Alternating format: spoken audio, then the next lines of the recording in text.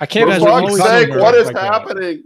You don't have to be nervous. Hey, what's up, guys? We are live. Welcome back to another episode of Keystroke Medium. I am Josh Hayes here with my co-hosts. This is Scott Moon and Chuck Manley. It is season 4, episode 10, and we are back with Jeff Chaney on tonight's show. Welcome back, Jeff. Thanks. Good to be here. Appreciate you coming back and hanging out with us. We were really hoping we didn't scare you off last time with we have that effect Jonathan. on people. We do have that effect sometimes on people. Luckily, not all the time. Welcome, everybody that's in a live chat. There's a lot of stuff going on in there. If you're listening on the feed and you haven't hung out in the live chat, you definitely should, because that's where all the good shenanigans happen. KR, Bard, Jay Clifton Slater is in the house. Hey, Lauren. And if you guys have questions, make sure you shoot them out, and we'll get to them. We'll ignore them for like 30 or 40 minutes, and then we'll pick them out at random and we'll throw them in there where they make no sense. Yes, let's definitely do that. As for the first question I see up here, Barta today asks, when is the submission call for the Space Opera anthology? No idea. Probably within the next month. Stay tuned. I don't know. We'll talk about that maybe a little later. Okay, so the point of tonight's show, Jeff Chaney. Wait, where'd he go? There he is. He came back. We dropped him. He came back. He tried to duck out on us. Dropping a guess. He tried to duck out on us. Here I'm talking. The guest was like, "Screw this! I'm not part of the interview. I'm out." Fuck these guys. I accidentally closed out the window because I'm an idiot. He's like, actually, I had to change my mind. I really didn't want to talk to you. Yeah, like, this wasn't this. This show is not the show we were thinking it was. This isn't Friday Night Lights. These aren't the droids I'm looking for. Jeff, welcome back to the show. And I know that I need to get his microphone. I actually sent Scott the link to Joe Rogan's microphone one time, and he talked me back from the ledge, so I didn't buy it. Yeah, because it was like 40. It was like, how much was it? It was like $400. Yeah, because it's $400 better than the one you have now, which is better than everyone else's we have. Yeah. Jeff, I know you've been on the show before, and we've probably given an introduction, but I know we have some new viewers tonight and listening on the feed. So if you would please give us a little introduction about Jeff and tell us how you got your start in writing. Well, it's JN Chaney for those who don't know who I am. I write mostly space opera sci-fi, but I got my start in dystopian sci-fi with the Variant Saga. But my main thing is the Renegade Star series, which has now branched off with multiple spinoffs and, one-off prequels and all kinds of things. The latest few releases, we had The Constable, which is a prequel spinoff about Alphonse Malloy, who's a, intelligence officer in the books that switches sides. We had one about Abigail called Nameless, which was more of like an assassin origin story. She's like an assassin nun. Yeah, she's the nun. Yeah, she's the nun.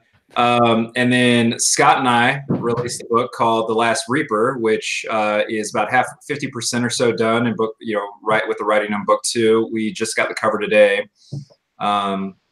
which turned out amazing. Got a new artist on it and everything. Really excited about that one. I think that might be the best cover that I have to date. It's pretty cool. Pretty awesome. And then book 1, actually, we could talk about that later, but it performed incredibly well. Very, very excited about The Last Reaper. Yeah, so really good. Yeah, I think that series has really taken off in a huge way, which has been just fantastic. The Last Reaper did pretty well. And then I'm also writing, the last time I was on the podcast, we talked about Jonathan and I, because we were doing the Orion series. That's coming to a close at book 4, which comes out in April. And then I've got a new co-write starting with she started out as a fan and did a lot of my beta reading, proofreading, stuff like that. And now she's writing a spinoff series in this universe. Her name's Molly. No previously published books, but she's written a few on the side, just learning how to write, taking a lot of classes. So she's pretty good. And I've just been sort of training her. And we're going to write a series on the Sarkonian Empire, which is, every spinoff series is about a totally different story. totally different kind of story in a different region, time period. Don't want to just tell the same thing over and over and over again, which I feel like a lot of writers kind of get trapped in that, that whole thing, because they have a series that takes off, like Orson Scott Card. I love him and I love his books, but a lot of his books are just child savior again and again and again and again. Right. So I really try hard to avoid that. So, we have The Last Reaper, which is a very different character from like, the Renegade Star series. And then, we're going to have a female protagonist for Molly's series. Just keep trying to mix it up each time. But I got into writing, to go back to your original question, because I was going to college, couldn't decide what to major in. I was writing Zelda fan fiction in my spare time when I was like 17, 18 years old. And then when I got to college, I started to get kind of pretty good at it, posting these like excerpts on websites and in forums. And at least I thought it was pretty good. In hindsight, they were all terrible. But aren't they always? Yeah. So I got to college and I was undecided for a long time, and I floated around and I started reading sci-fi because like in my high school, it was so bad. We had like no really like required reading ever. I think the only thing we had to read was like a few poems and maybe some short stories, but no like actual books. So I made it all the way through high school without having to read. The only reason that I ever picked up a book at all was because my mom made me. And so I read like, what was it? A Land Remembered, I think, was like the first real book that I ever read. And that's like, I'm from Florida, and it's about like the South and farming, and it's like a generational book, covers like three generations. And then I guess that got me into reading. And then when I was about 18, I read The Fall of Reach, which is a Halo book by Eric Nyland. And he and I are Facebook friends now. So I've actually talked to him a few times. That's cool. Yeah, it's so weird. But I read that book and I'm like, man, this is pretty cool. Like sci-fi, spaceships and everything. Cause I grew up on Star Trek and Star Wars, and so I grew up on like watching this stuff. And then I started reading it when I was 18 and went to college, read a lot of stuff there, The Great Gatsby, but sci-fi always like kept pulling me back in my spare time, like outside of the academic stuff. And, because of all the fan fiction I was writing, I was like, I really like this. I don't like all this other stuff, that I kept switching back and forth from. Archaeology, and I like anthropology, but there's, it's hard to make a career out of that. So I was like, I'm just going to be a writer. I don't know how it's going to work out, how I'm going to figure all this out, but I'll just make it happen. So I went into it with no real plan at all. I just like telling stories, and specifically sci-fi stories. But after I read Eric Nyland's book, a friend of mine was like, you'd really like Ender's Game, because The Fall of Reach is just Ender's Game, but with super soldiers. And I was like, okay, sure. So I went and picked that up, and no offense to Eric, but Ender's Game is like just it's on another level. And I read that and I'm like, wow, like this is like real literature, like this is like a classic. And I think that was the moment where I was just like, yep, this is what I'm going to do. And I think I was like 19, 18 years old. Just ever since then, I was like, I want to be a sci-fi writer. So it took about 10 years before I published that first book. But, when I was about 30 years old. And you mentioned that you liked the Orson Scott Card because the books are different, and the series kind of reinvigorates itself, but then it also kind of defaults to the child savior type. Well, yeah. So what I meant was like he wrote Speaker for the Dead, right? Yeah. Well, he wrote Ender's Game as a short story, which most people know about. But he was planning to release Ender's Game for free as a book, because he really just wrote it for backstory for Speaker for the Dead. He wrote the short story, obviously. That was like, before any of this. But then he wrote Speaker. He was writing Speaker, and he's like, I need a good character for this. And then he kept thinking about it, and he's like, well, the only one that makes any sense is Ender. So, he wrote that more for himself. And then Tor was like, no, let's publish this. So then you have like, you know, 2 books back to back coming out within like 12 months of each other. And they both won the Hugo and Nebula, you know, back to back. And he became the first sci-fi author to ever do that. I found Speaker of the Dead. See, I didn't know that he wrote Ender just as kind of backstory for Speaker. And I read Ender's Game first. And after reading Ender's Game, I went on to Speaker of the Dead, and I thought Speaker of the Dead was rough to get through for me. After reading Ender, I was like, I actually stopped halfway through, and I was like, this is not Ender's Game. This is a completely different type of. And I think that's a lot slower. Yeah, I think that's what most people do, because that's what I did. I got 2 chapters into Speaker and I put it down. But I was, like I said, I was 18. I picked it back up, I think, when I was 22, and I had put a lot more fiction down, you know, as far as reading goes. I had my little bookshelf of books that I'd gone through at that point. So I had Isaac Asimov, Heinlein, all that stuff. And then I came back to it. And I think, you know, the first book is, of course, it's YA, right? It's YA sci-fi. It's about kids. It's written in American plain style. It's very simple, you know. And then you read Speaker for the Dead, and that's a book about anthropology, right? You know? And there's not a lot of action at all. It's mostly just, you know, talking about another culture and a little bit of politics. Very character driven, more hard sci-fi, you know, and describing like terraforming and different things like that. So a lot of people don't really cross over to those books, but I really like it now that I've, you know, had more experience as far as reading goes, because it's not the same thing. And so you read that first book and then you read the second one, and it's not just a rehash of the first, it's like a totally new story. And not a lot of writers do that, you know, like they just kind of tell the same story again and again. After that, you know, Ender's Game to this day is still his like best-selling thing that he's ever done. And so I feel like he's really tried to recreate that magic again and again. So you get things like, he had 2 series come out in the same year a few years ago, and they were both YA, and they were both child saviors.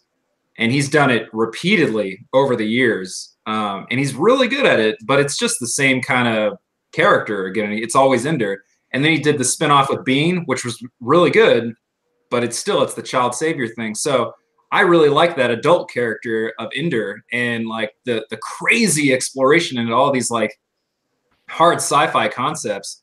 I mean, he got into the phylotic web and everything, and explained like it was like his version of string theory, and you know, got into how everything's connected and why how the Ansible actually works, and you know, all these different things like sentient AIs with Jane and all this stuff. And I thought all that was fascinating, to the point where, and you know, a lot of that's had massive influences on people. From what I understand, like Cortana was, you know, and Halo was inspired by Jane from Speaker.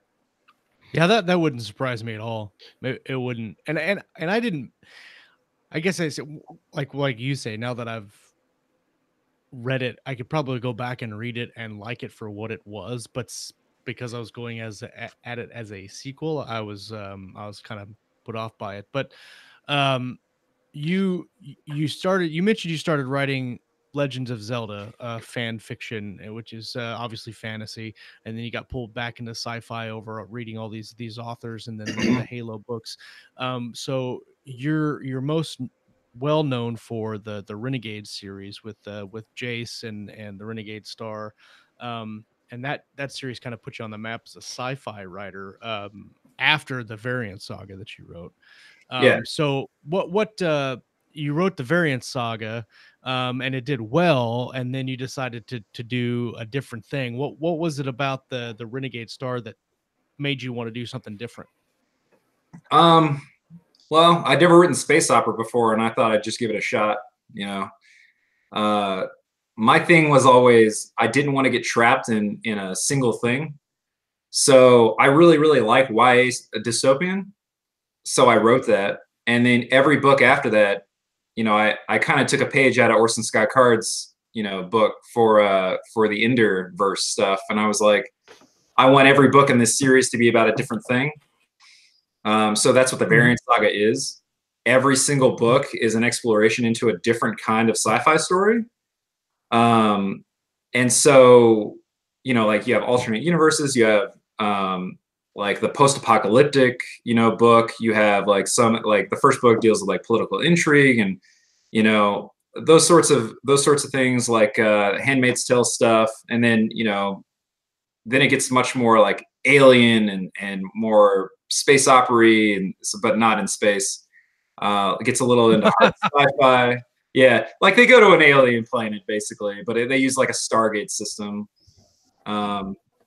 You know, so without giving spoilers away or anything to the sequels, but yeah, so I tried to like stretch my creative abilities, and I think that's really hard to do. It takes a long time each book that you do that in, because you have to do a lot more world building each time. Because you don't want to like regurgitate or, you know, like repeat ideas, so that can be very difficult. And these were not short books; like they were fairly long. So like book 1, The Amber Project, was like twice the size of a Renegade book, and it took me 5 years to write. So we all love those 5-year projects. You're like, all I got to do is write 20 books, and it'll only take me the rest of my life. Yeah. So, you know, that was a challenge, and I love doing that stuff. My next thing is going to be a book called Starseed, and that one's going to be kind of, you know, in that same vein of like something totally different, more like new adult, you know, on an alien planet, totally separate, different thing from Renegade and Variant. Just because I want to keep trying new things with different kinds of characters and different kinds of stories, and you know, some will probably totally flop, and other ones might take off. Every idea is an experiment, and I think you got to keep doing that to stay creative. Otherwise, you sort of level out and get stale. Absolutely. You know, talking about Ender's Game, I think if you read it, you know, a while ago, or like closer to when it first came out, people that read it now don't realize how original it was at the time. Right. And it was a very unique idea. True. It was very surprising. The plot was fresh, but other people have written the Ender's Game type of twist like hundreds of times now. And you go back and look at it, it's hard to appreciate it, what it was like when you first stumbled upon it somehow. Yeah, well, it's kind of like what he was just saying, is that whole child savior thing. When Ender first came out back in the day, that wasn't such a big deal. Now the market's saturated with you know, child saviors and YA and that sort of thing. So my son watched the movie with me not too long ago, and he was kind of like, yeah, it was all right. Yeah. Just one of the greatest works of science fiction literature. Yeah, that's all. It's almost exactly what I said, word for word. Well, he'd feel differently if you read the book. I've given that book away to probably 15 people, and you know, you never get the book back for whatever reason. But I gave it to my friend, and he read it, and then he gave it to his son, who never reads, and he read it, and he was like glued to that page, you know. And then they watched the movie, and the son was like, "Oh, you know, it's not as good. This is terrible." Maybe I should make him read the book then. That might actually. Yeah. He's a big reader, so that probably would change it. Actually, I let him watch the movie because he's got such a big to-be read list to go. Yeah, I think the reason that people like that book so much is just, there's tons of memorable lines in that, you know, like so many. But the reason I think that it sticks out with people, and it sticks with you for years, is because he wrote such an interesting character that is very relatable. And a lot of people, they either relate to Ender or they relate to Bean, you know, usually one of the two. And so some people favor one over the other. I found them both equally interesting and fascinating in the sense of like, one, like Bean is genetically engineered and he's a genius, obviously, but he was raised on the street. You know, he raised himself, taught himself to read.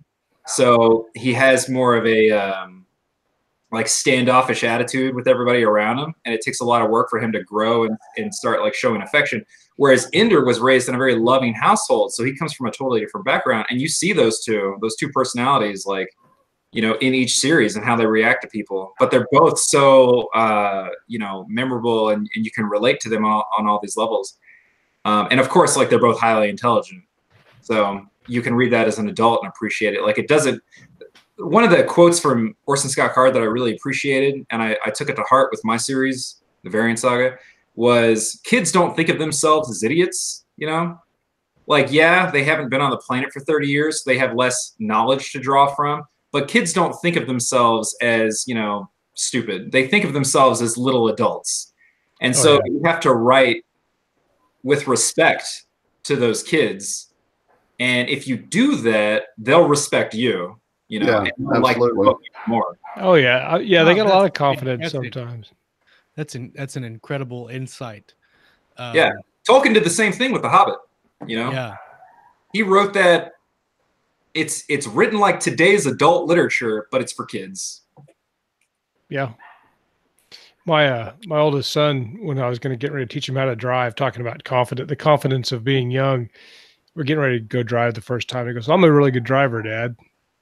And I'm like, you've never driven a car a single time in your life. No, I'm pretty good. What were Okay. we saying before we got rolling about people who have yet to suffer? Yeah. I did have a little bit of an angry pre-show rant about people who didn't like Captain Marvel, but we can not go there. We can do it later. Yeah, that's a whole Well, can no, of that- worms you shouldn't get into. No. It's interesting about the writing, because I've always been interested in writing a YA book, kind of like a sci-fi version of Harry Potter, which has probably been done 100 times. But it's interesting that I've never actually thought of the way to write children's characters like that, like thinking they don't think they're dumb, or they don't think that they're making a bad decision, or they don't think that they're not as smart as we are. They think, and now that they think about it, like when I was a kid, I remember thinking my parents were dumb and I was the smartest kid in the world. So like, exactly. that's a huge insight into writing kids' characters. It's so Miracle I simple. survived. Yeah. A lot of it, I think, is nuance too. It's nuanced writing, because you don't want them to come off like cocky little ingrates. You want them to come off as just like, you know, humbly smart. And, you know, and you want the writing to be mature, but also like not overly fluffy and you know, or condescending or anything. But Ender's Game just does it perfectly, you know, and there's a lot of subtle nuance in that book, and certain lines really get across like what these kids are going through.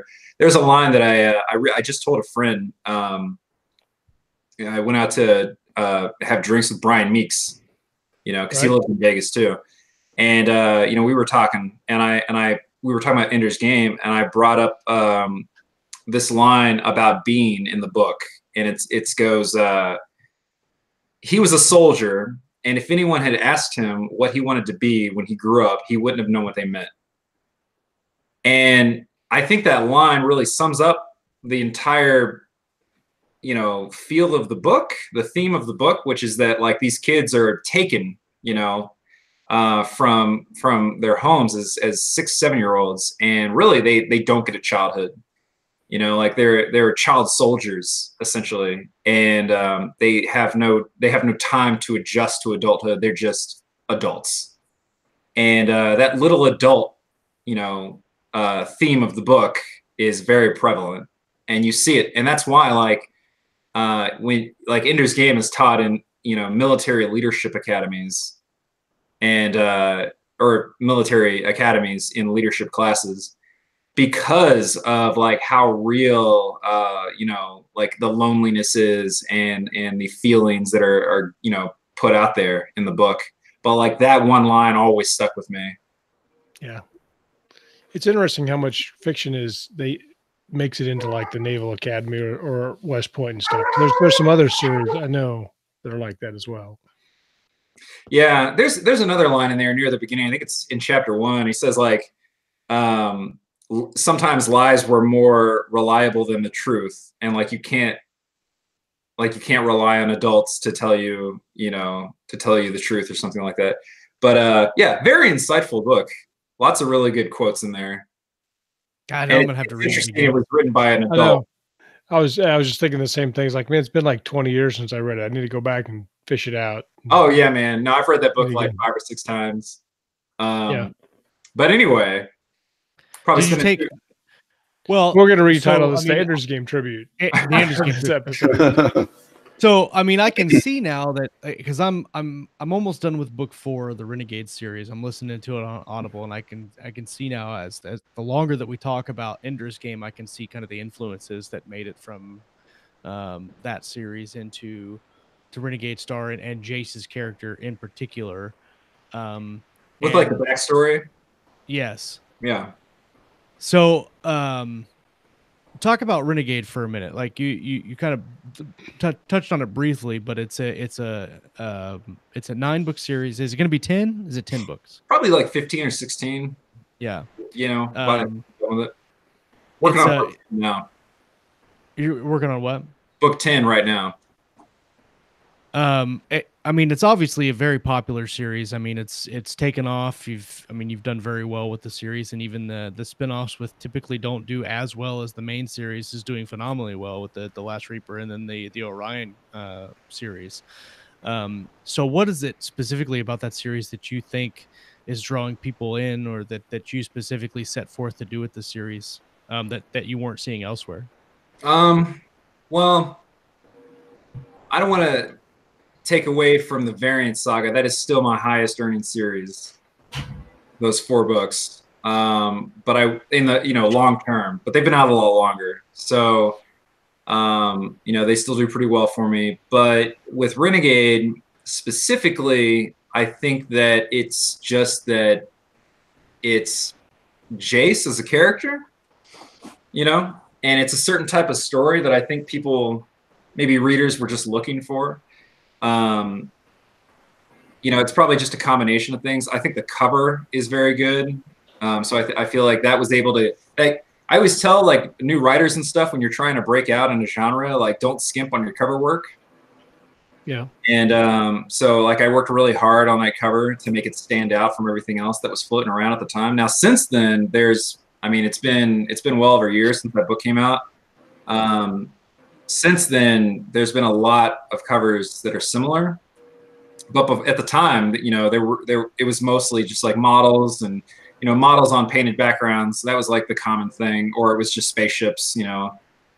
So having a guy like in sort of like a Wild Western pose with his pistol facing down a starship like that, you didn't really see a lot of that kind of design. So I feel like that cover really helped me stand out, in ads and different things. But really, I think at the end of the day, it's a space Western. And I wrote about Clint Eastwood on a spaceship. So, it's really close to, and it's not obviously it's not the same as Firefly, but it's really close to the theme, the feel that you get, the kind of fun, irreverent type of characters and action that you get from Firefly. Because from Firefly, they're outlaws, and in the Renegade, I mean, Jace is a renegade; he's an outlaw. The other people that join his crew later aren't technically, but they join with him and they go with him on his adventures, and so it kind of turns into an ensemble series with that kind of fun, out on the edge type of action.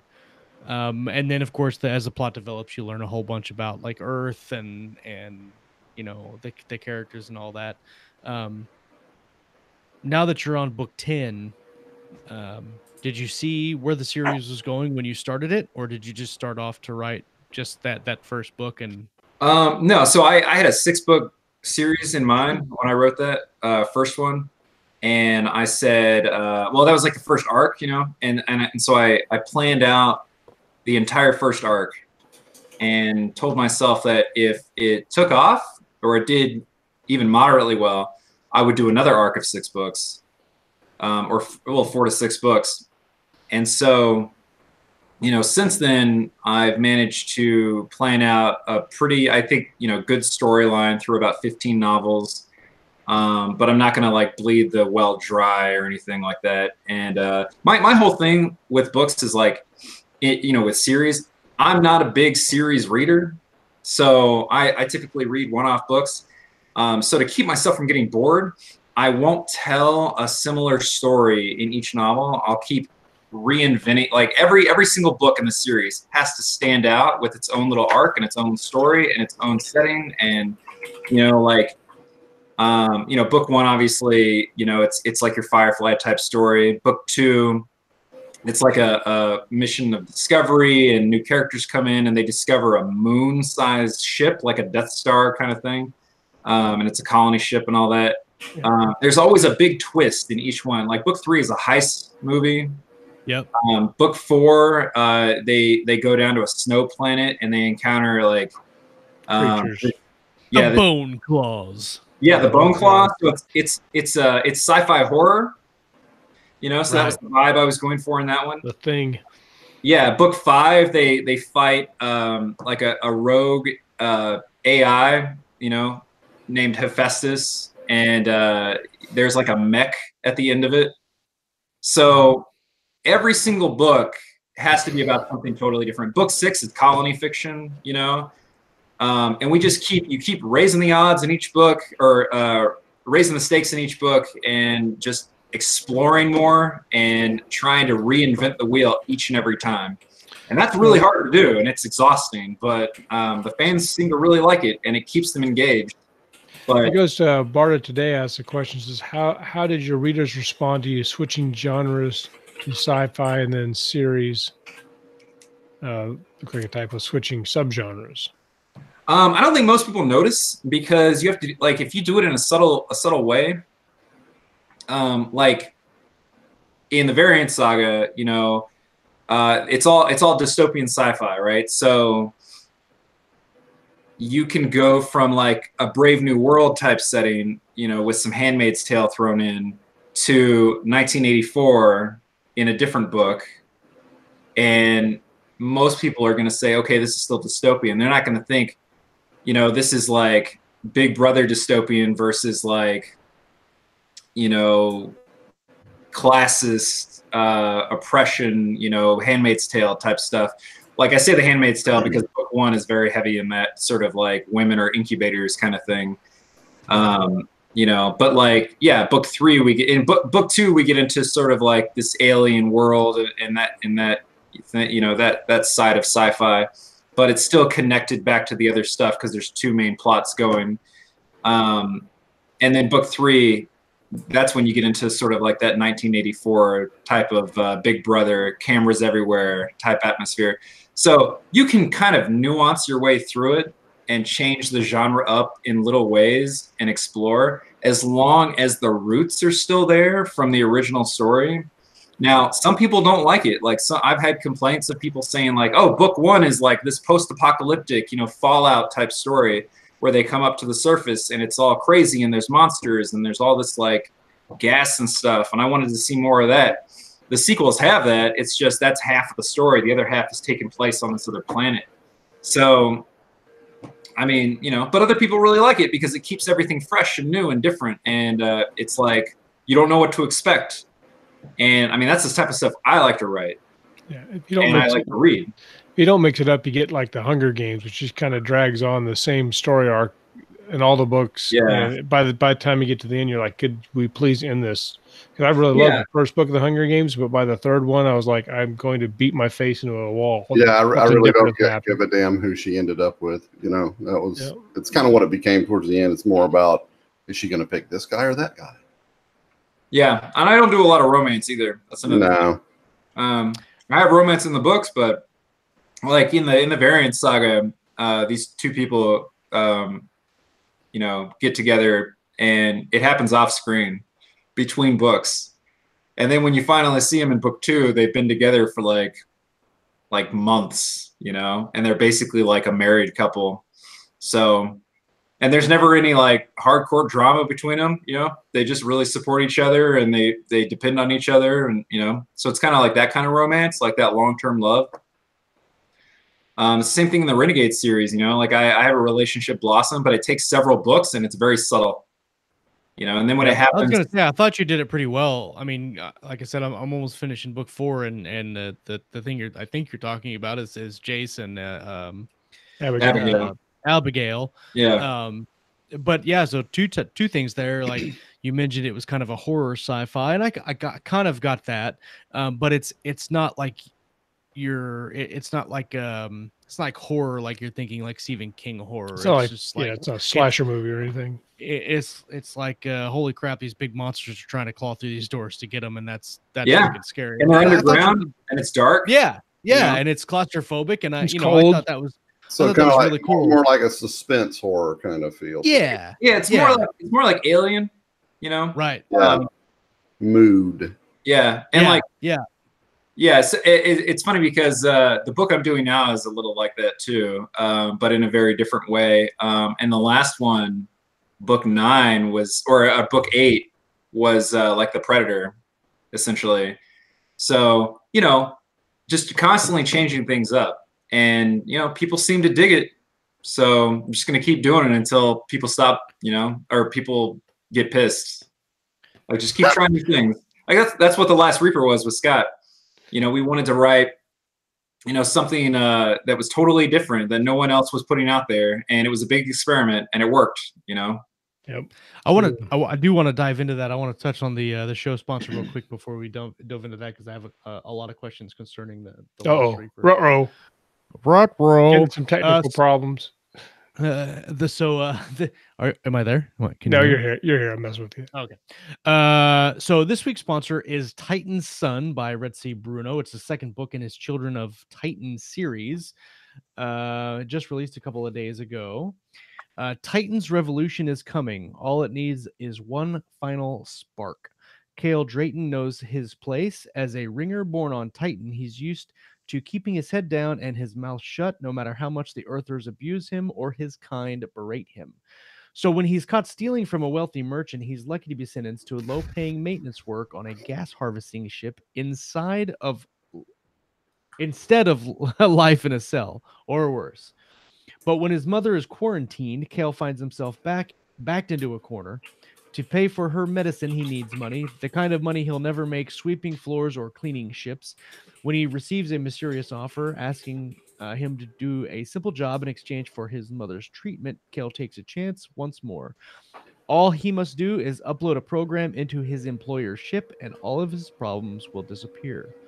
What starts as a straightforward smuggling gig soon reveals its shattering repercussions. The people who hired Kale are more dangerous than he suspected, and he is more important to them than he ever could have imagined. Grab the exciting sequel to Titanborn, which will transport you to the other side of the conflict on Titan and the Ringers' fight for independence. Star, this book could also stand alone. It's also on Audible. You can get both now. You can get the Kindle book for $4.99 and then add on the audiobook for $1.99 if you're interested in that. R.C. Bray does the narration. So if you like sci-fi, R.C. Bray does a fantastic job narrating. Go and pick up the audiobook and then tag on the or get the ebook and then tag on the audiobook. You can't mess with that deal. Go and help out Rhett. Buy his book. Go do it right now, and then come back and watch the rest of the stuff. Right now. Yeah. So the Last Reaper, which I think I'm about 20% in. I told Scott the other day I have a Kindle Paperwhite. It's how I do my reading, because most of my reading is done on audiobook through Audible. And the last 2 books I've read on my Kindle have been Scott's. One is Shorty, which as a short story took me like 2 months to read. Don't ask me. I'm a short reader. I fall asleep really fast. The Last Reaper, though, I'm reading that on my Kindle, and I've been flying through it. Relatively speaking, it's fast for me on my Kindle, and I absolutely love it. And it definitely screams the kind of Snake Plissken escape from New York vibe, and I really, really liked it. And you mentioned wanting to do something else, something different, and it paying off. So let's talk about that for a minute. Well, you know, Scott and I decided we were going to work together. And so we had to come up with a story. And like I said before, I didn't want to just do another Renegade book, you know, with another Jace type character. I mean, they're both similar in certain ways, but totally different backstories, personalities. Kane is, you know, like a veteran, you know, he's an amputee. He's been around for a while, just like Snake Plissken in Escape from New York. You know, he's in his like mid-40s or something, and was sort of on his way out of the job, you know, of that career. Was on death row because he he fucked up. Phasing him out. It's hard to phase out somebody with his particular skill set. Yeah. So, he's got a particular set of skills. Yeah. Exactly. So, to give you some backstory, for anyone who's read the main series, they'll know about Lex. And Lex is the the albino child that is sort of like the MacGuffin of the Renegade Star series. She sort of like her presence prompts the story to take place. The Union is after her because she's a very unique, biologically speaking, person. So the research program that developed around her was all about genetic engineering, trying to replicate what was in her body and understand it. And then Abigail, of course, abducts her, like not abducts her, but like rescues her and gets her out of there. And then that's when they all go, she meets Jace and they go on the run in book 1. But before all that happens, you know, there was another program that the Union did called the Reaper program, or the Reaper Corps. And that was a group of, you know, soldiers who were basically, it was like, basically became cyborgs, you know, and they were given like artificial limbs and, you know, like implants in their eyes and, you know, all these different things. So it was more mechanical and, you know, machinery and everything put into them. Yep. So sort of the precursor to the Lex, you know, the Lex program. And so we wanted to explore that, you know, we wanted to see what it would be like for one of those people to come back out of retirement and explore that kind of, you know, backstory and history and not have it really cross over with the Renegade stuff, not yet anyway. And there's been several questions on your Facebook group about when certain characters are going to meet or if they're going to meet, and you're like, I don't know. Yeah, we'll see about that. I don't like to do that too much, but because I want every story to stand on its own. But you know, with the Reaper stuff, we want to explore this sort of untapped region of Union space. Specifically with Kane, you know, when he gets a ship and he gets a crew and all this and sets off in book 2 to unknown regions that we've never seen before, but they explore a lot of like these old research outposts and stuff. You know, that where the Union was running all these like sort of Frankenstein experiments and doing all these crazy things. And so it'll be really fun in that sort of like dark, twisted, you know, that sort of sci-fi story, that cyberpunk Blade Runner type story. Oh, yeah. We just, you know, we haven't been able to explore yet in the books. So that was really, I mean, if Scott wants to show you guys the cover, it's still in progress, but it gives you a really good feel. Yeah, I can get that up here. Yeah, it gives you a really good feel for what we're going for with the books. So obviously I've been a fan of Scott's work for a while he's looking at that cover.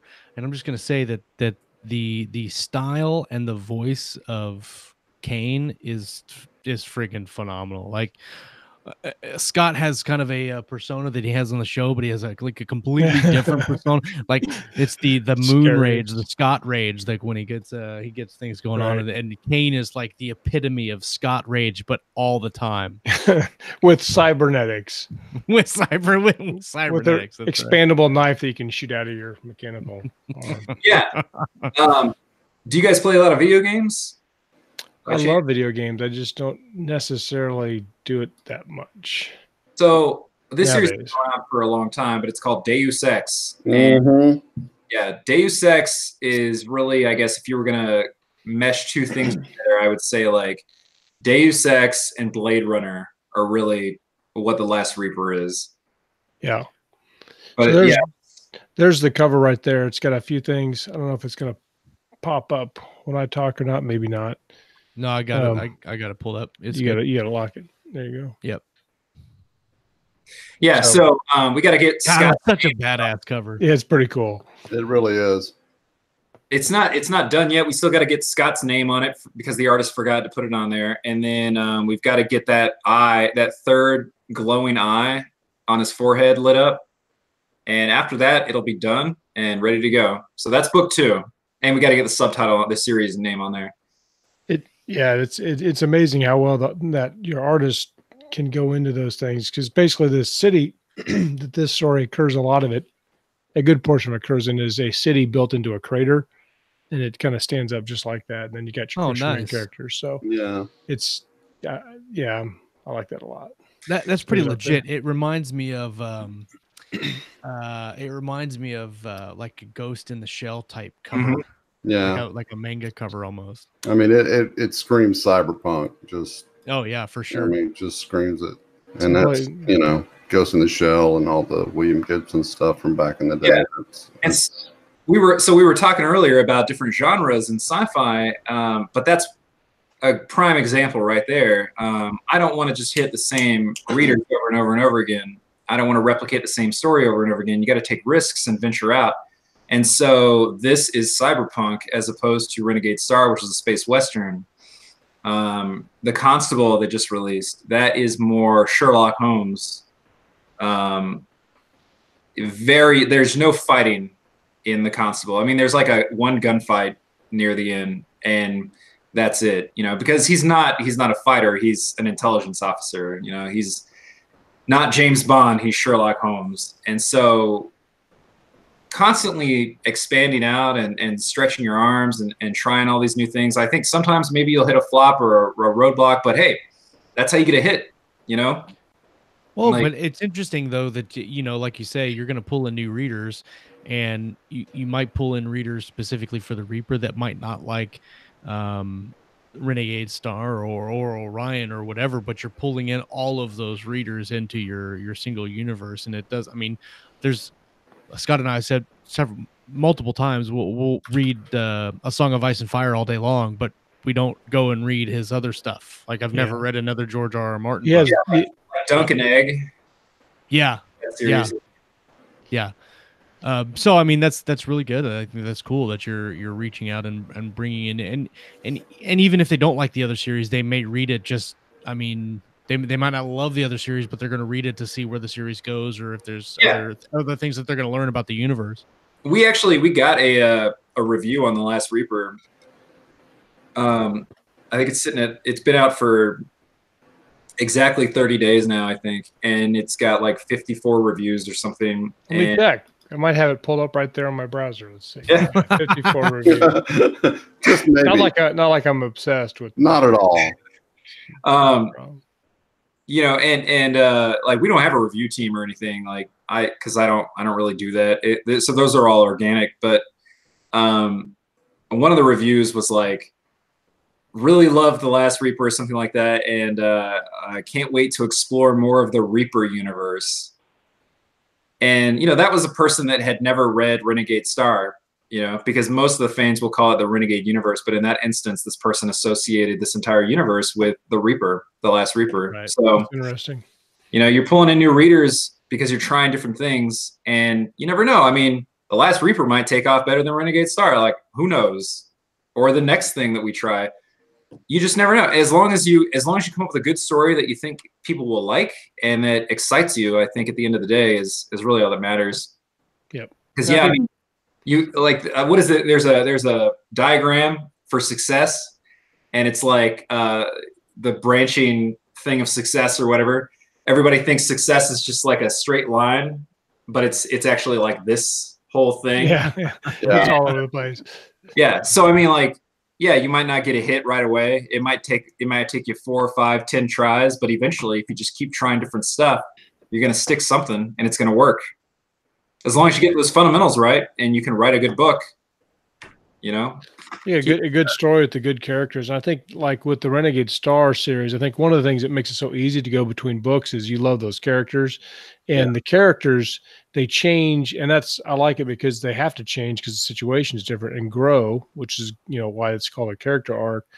But you really can't not read the next book because you're really invested in those characters by book 9 or 10 and whatnot.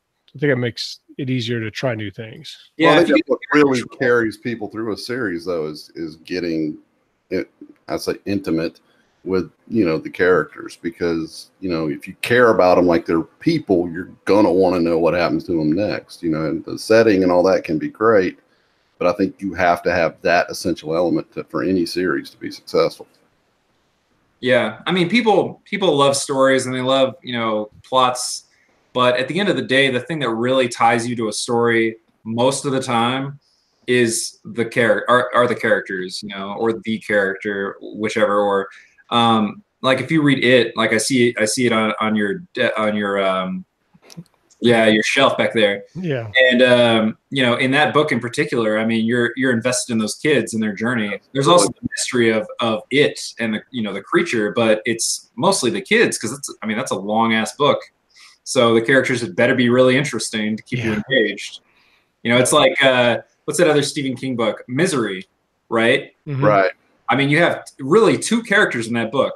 You have the protagonist, the narrator, and then you have, you know, what is her name? Oh crap!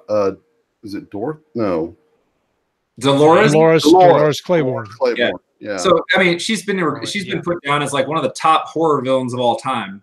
You know, Awesome. and the Dude, movie every time she grabs that sledgehammer and puts the 2x4, like the movie's great, you know, because she does, you know, the sledgehammer thing. I mean, Yeah, but in the book, she actually yeah, she chops his legs off, his feet off, or his foot off with an axe. But yeah, if you read the book, like it goes into a lot more nuanced detail about her character and like all the crazy stuff that she does, like taking her hair strands and tying them to certain things. That way, if he gets around the house, like she sees the broken hair strands. That kind of detail is just like it's next level. Like it's like her insanity sets the entire mood and tone of the narrative. Yeah. Well, Annie Wilkes is. I mean, it just. Oh, he did such a good job, and like you said, the movie's good, but the book really gets that across in a deep way. Yeah, I mean, if you get the characters right, that's 90% of the work. There's a play by Cormac McCarthy called The Sunset Boulevard that's really, really good. And it's like a back and forth exchange between two characters named Mr. Black and Mr. White, which they're named after their skin color. And there's a movie of it, but it's basically just a chamber play. You never leave this apartment room. But it's about the you know, the complexities of, you know, religion and suicide and agnosticism versus belief.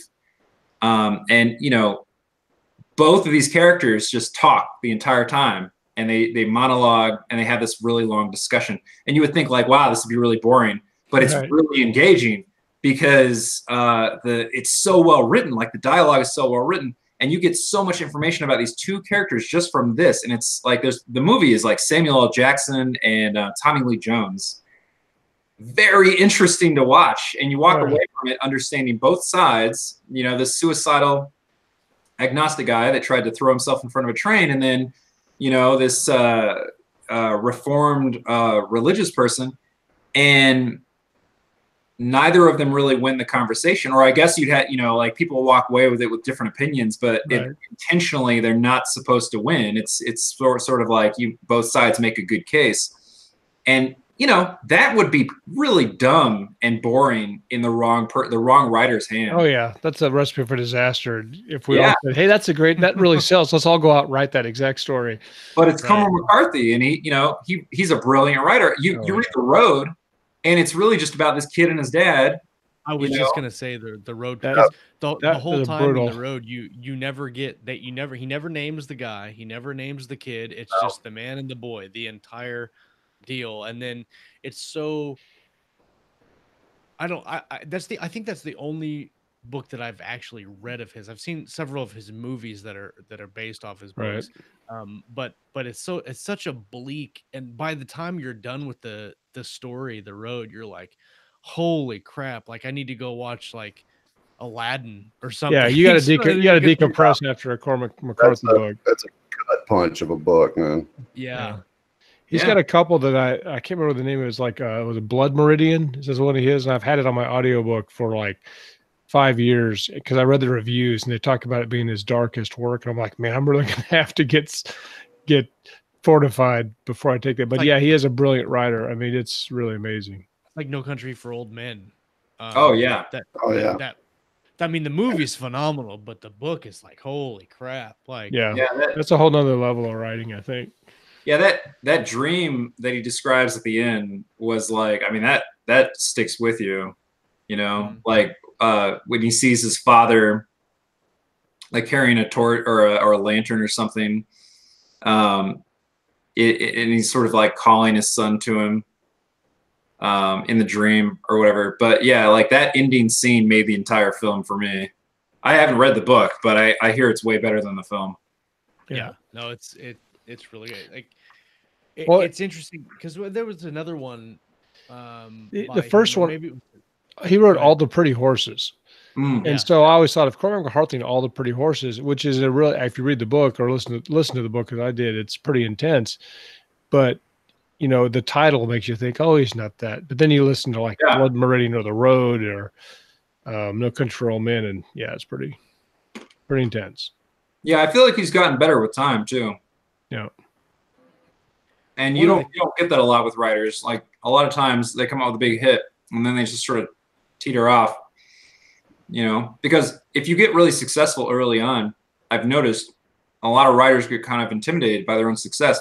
Yeah. That actually happened with the guy. What was that movie or that book? I guess it was about religion, and it was about the guy. You remember that movie with the tiger? Oh yeah, Life of Pi. There you go, Life of Pi. Okay, yeah. The guy that wrote that book, it became a worldwide phenomenon. And got the movie done. It took him 10 years to write another book because he was like, it's going to be impossible to match, you know, what I did with the first one.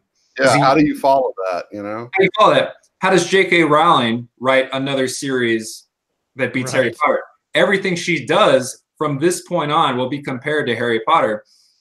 And it's so difficult and intimidating that she had to make a pen name just to write like a crime novel.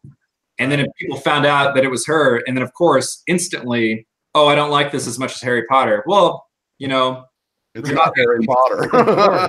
Right. So, you know, it's tough, you know, when you're at that level. I can only imagine, especially if you write one book and it takes off like the guy that wrote Life of Pi. And as soon as he wrote, you know, that sequel came out 10 years later, people still said, this isn't as good as Life of Pi.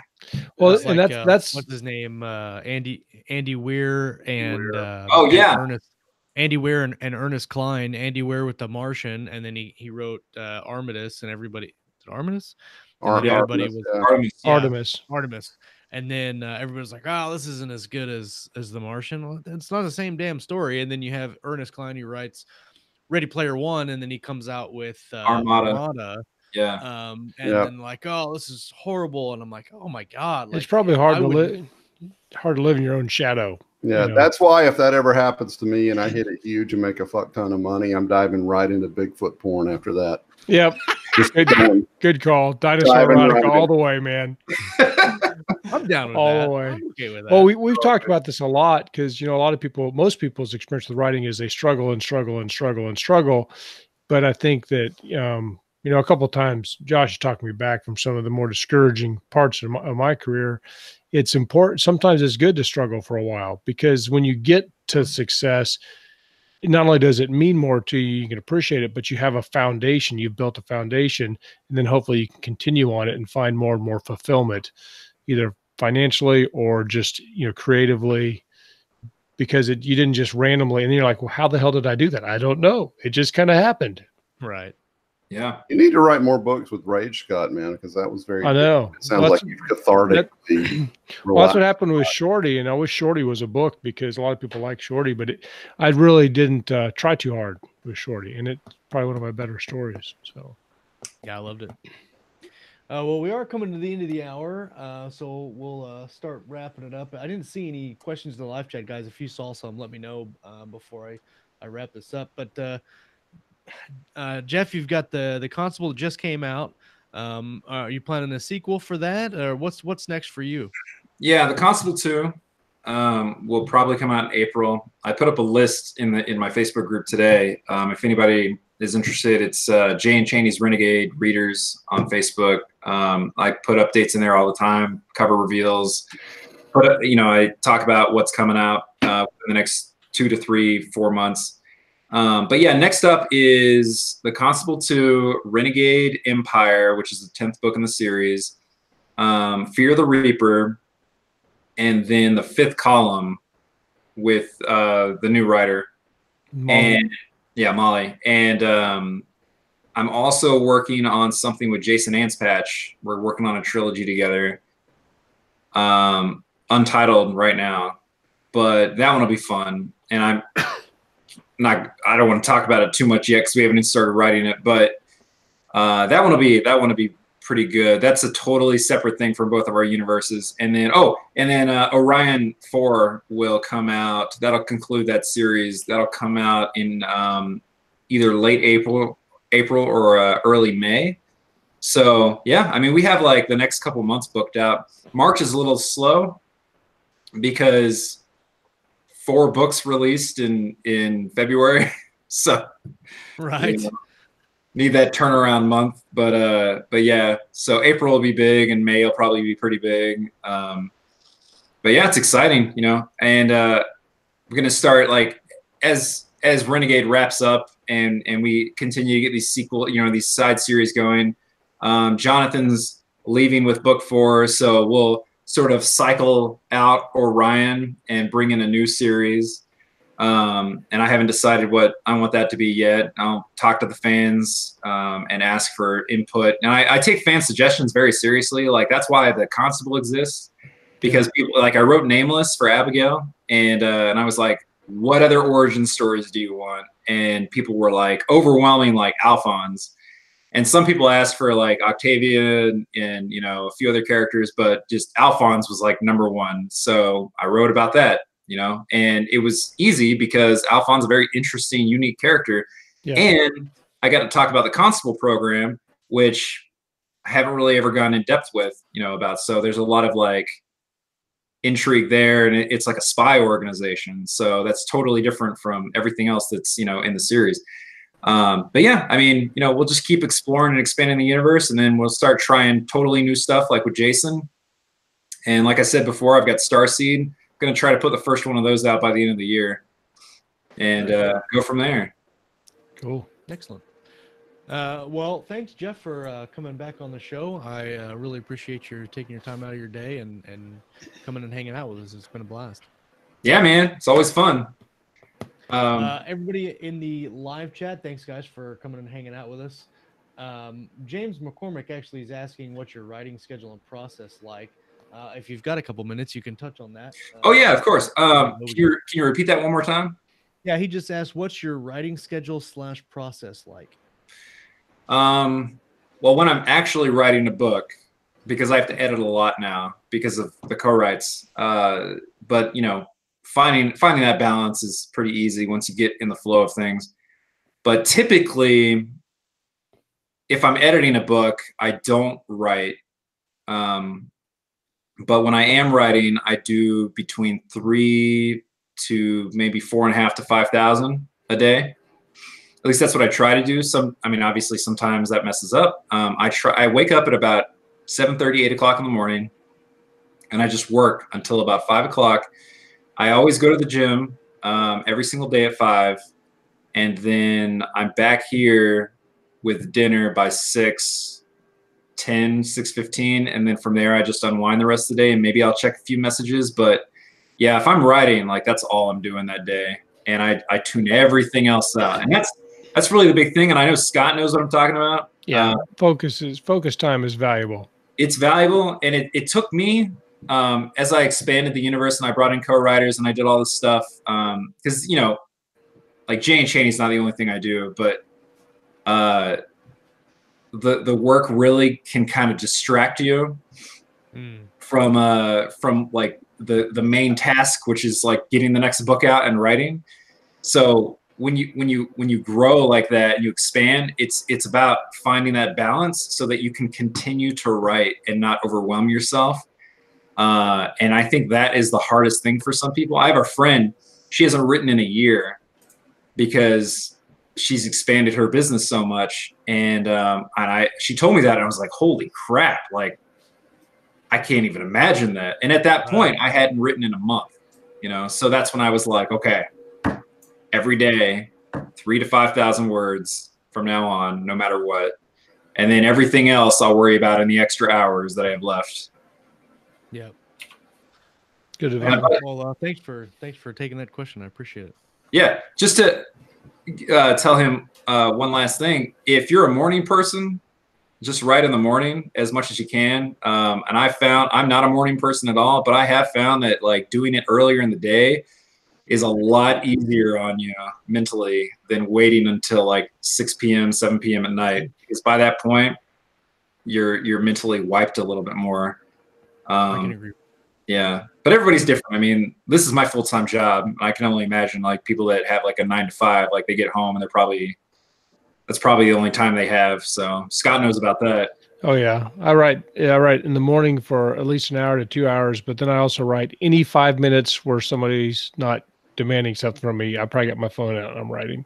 There was like if anybody in the chat has read On Writing by Stephen King, he talks about this, but like when he got his before he wrote Carrie, he was writing like short stories, basically in like his garage, with 2 kids and a wife, and he was supporting the whole household. I think they were living in a trailer actually, but he was like teaching high school or something, and then he would come home and he would write these stories to pay the electric bill, and then eventually started writing Carrie in that, at that time in his life. But every single night he would stay up past when the kids went to bed and he would write for a few hours every single day. To this day, despite all the success that he's had, he still writes 4,000 words a day because he says, I was put on this earth to do this. So it's just about, after a while, it's just about consistency. Write every single day, lose an hour of sleep if you have to, but just get the words down. And the more that you do that, the more you'll be able to put down. My mom recently started writing a book, and she started with 500 words a day. She's been doing this for a month, and now she's up to 3,000 words a day. Yeah, I can attest to that. I have to get most of my writing done before about 7 a.m. So if I can get a couple thousand words done by 7, and I'm full time now, but I still try to get about 2,000 to 2,500 words done before 7, and then I've got the rest of the day to make up the rest of the 2,000 words that I got to chase the kids around and do all the other dad you got to stuff. get a little bit of a win in the bank before you go on and get distracted. That way, because if you're having a day where you're distracted by lots of things and you have no words written yet, then it's very stressful. But if you already got a couple thousand in the bank, you can deal and not be like Jen, my wife. She's like, if you haven't worked out and done some writing, then you're a real asshole. Let's just be honest. And so I try to get a little bit of those things done before I interact with too many humans. Yeah, I think developing a routine every day after you really get it going for maybe like 2 weeks, just stick to that routine. For me, that includes working out every day, because I know if I don't do that every day, I'm eventually gonna let myself totally go. Because like we're sitting at a desk every day for like 10 hours. So just get that routine. It's like that for anything. If you want to make a habit out of something, do it for at least 2 weeks and don't ever stop. Yep. I'm trying to find next week we have kind of a different style episode on live, which is one that we've never done before, and I don't think that anybody's ever done it before. So I'm interested to see how it goes, but I cannot find, for the life of me, I cannot find the list. We are going to have a spouses episode next week, which is going to be spouses of pretty well-known authors that are going to come on the show and talk about their points of view about their husbands' careers. Are our spouses going to interview them? Yeah, no. It's going to be I could be wrong, but it's going to be David Weber's wife, I think Larry Correa's wife, Chris Kennedy's wife, and then John Ringo's wife. I think I had the list somewhere, and now I have no idea where it is. Casey's Izell set it up, and I think it's going to be a really neat show to see it from that point of view. I think I'm really excited to see that dynamic. Plus, we'll probably get a lot of dirt on all those authors because they're going to spill some beans. That's right. We hope. yeah, so everybody that come out and hang out with us tonight, thank you guys for coming and hanging out with us. It's always a blast for you guys to come out in the live chat. If you're listening on the feed and you haven't watched live on YouTube, please come and check us out. youtube.com/keystroke medium. You'll find us there. If you have not subscribed to the channel, please do so and give this video a like and share it around to your friends if you found some value out of it. We always appreciate you guys. Again, Jeff, thanks for coming on the show. It's been a great night, man. Thanks for having me. Always a pleasure, guys. We'll come back and talk All more right. about Ender's Game in the future. That's right. That's right. The Ender Game episode of 2019. Yeah. All right, guys, come back later. We're going to talk about some reading. We're going to talk about some writing, and of course, everything in between right here on Keystroke Medium. You guys have a fantastic Monday. Peace. Later, folks. Later. Bye.